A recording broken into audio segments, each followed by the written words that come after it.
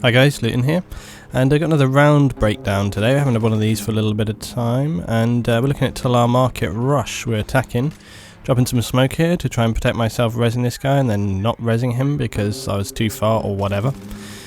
The defender's being quite aggressive here. Had a couple of people pushing right up to the line, you see, and they're kind of really moving forward. Not necessarily the best thing to do on this one, but it can work depending on what's going on. But you know, if you look at the map right now, look how many blue team members I got here up on my right hand side. We've got at least 4, and perhaps the defenders might have been better off there trying to watch their flanks rather than being so aggressive and pushing up. The AEK here probably should have gone for a little bit more of a burst control rather than a full-on auto fire there.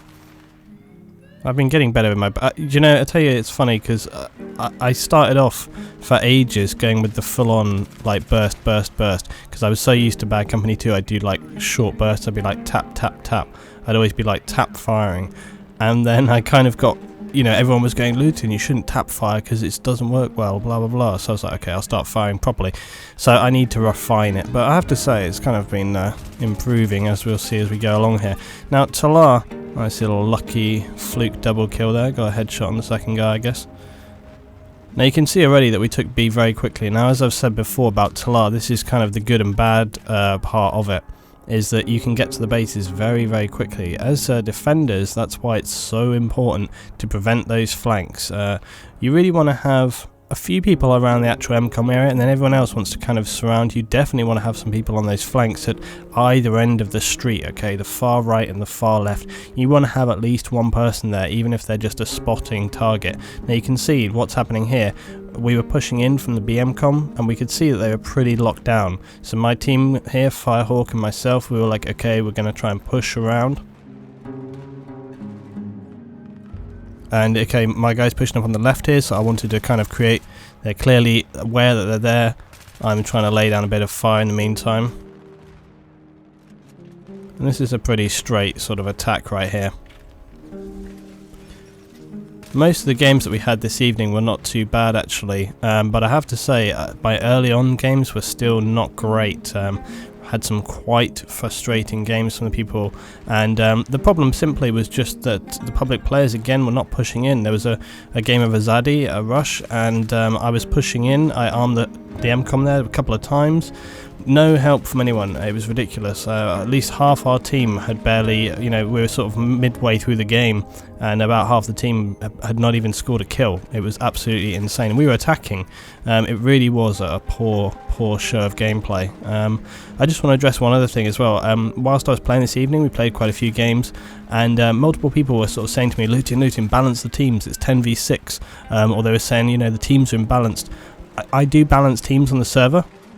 But the problem is that I can't constantly balance the teams, because for the amount of times that, you know, I will move people across the other teams, and I did this. There was a time when we had multiple people from my clan on, and I said to the guys, I said, okay, I'm going to stick 2 of you on the other team to balance it up a little bit, or even a couple of times I rebalanced it. But the trouble is, if 2 or 3 people leave out of a team because maybe that team is not winning, I can't auto balance the teams every single time that happens, because if I do that, then all that will happen is you'll end up with like another 1 or 2 people will hop in their place, or they'll leave from the other team when I move them, and blah blah blah. So you can't constantly balance teams. I know it's frustrating sometimes when you're on a team which has like 1 or 2 people down, but sometimes you just got to take it. Okay, so now let's see where we are. We're coming. Oh, I was getting rezzed and died. Oh yeah, I remember pointing this out at the time. If you just saw someone got killed in a straight corridor, it's not a good plan to necessarily res that person if the guy is still up. Okay, so just keep that in mind. There's a pretty good chance he'll just get shot. Now, this is where things get worthwhile of actual commentary. Now, let's look at what's happening here, okay? We've got B armed, and we're trying to kind of secure and generally spread out around the area. But watch what happens. We've got a couple of the defenders here. They're flanking, pushing hard forward. They're stealing the Phoenix. Not necessarily the biggest thing in the world, but look behind me. Okay, see right now on the map we have, see straight in front of me where I was heading towards, there's 3 or 4 blue team members, and none of them have really pushed forward. Look at the map here right now. They're all staying still around the previous area, and they have not really pushed forward to support. Now, I was trying to chase after that one guy because I was worried that he was going to flank and get, sort of interfered. I probably shouldn't have done that. To be honest, probably what I should have done is I probably should have turned around and helped, secure B. The other guys that were behind me got wiped out by however many guys were coming in right there. But the point still was that we were not getting any support, and this kind of ties into what I was just saying a little bit earlier about the fact that we are just not getting support from the team, and you'll see that this is a kind of theme going forward. And this has really been an issue that's been rolling on for a little while now, where the teams will just fail to support you. I don't know what it is, whether they're a fear of dying, or they're too obsessed with their KD, or maybe they literally are they've got a different game plan in their mind, or they have their own mission that they're trying to focus on, or whatever. But I seem to be encountering this regularly, where about half the team just seem to fail to want to kind of actually get involved in the game. Now look at this. This is the problem with Talah. The problem with Talah is this kind of action, where you'll find a target, you start to fire that target, you get hit in the back or the side or the left or the right or above or below. And I have this problem so many times on Talah. It's unlike other maps because, and this is exactly the same as what Level Cap said when we were doing our video discussion, our last episode of On the Level. Now you can see here I'm changing my my weapon to suppressor. The reason I'm doing that is because I'm trying to limit the amount of situations that I can have where exactly what just happened to me there.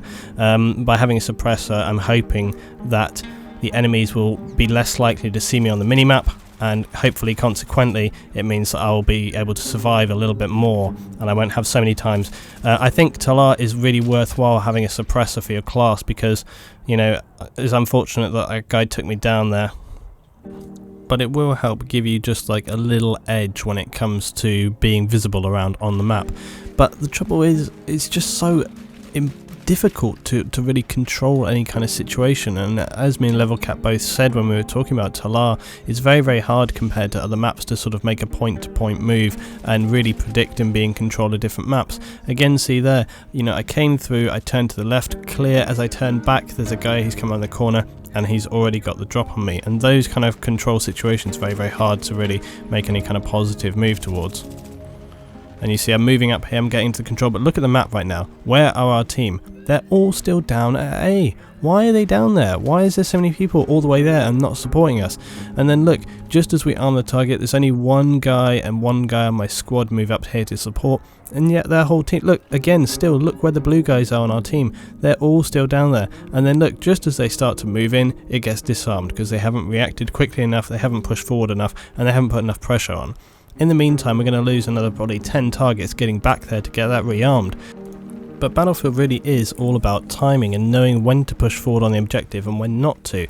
And it's something that people fail to do time and time again, usually because they're not really thinking about that. They're thinking about other things like, is there a guy in front of me or whatever. They're not really looking at the bigger picture. And whenever I play games, I do tend to look at the bigger picture. I think it because of, my experience in games previously, the fact that, again, my past history with gaming, I used to lead and organise teams of 15 to 40 people. So I was generally the person kind of trying to watch what everyone was doing. I think as well, from playing World of Warcraft, when I had to do that, my role as raid leader in either PvP or just normal quest and PvE, my position, my role there was to watch what everyone else was doing. I had to not only do my job, but I also had to watch what all other classes were doing. I needed to analyse and look at what was happening so that I could point out the problems.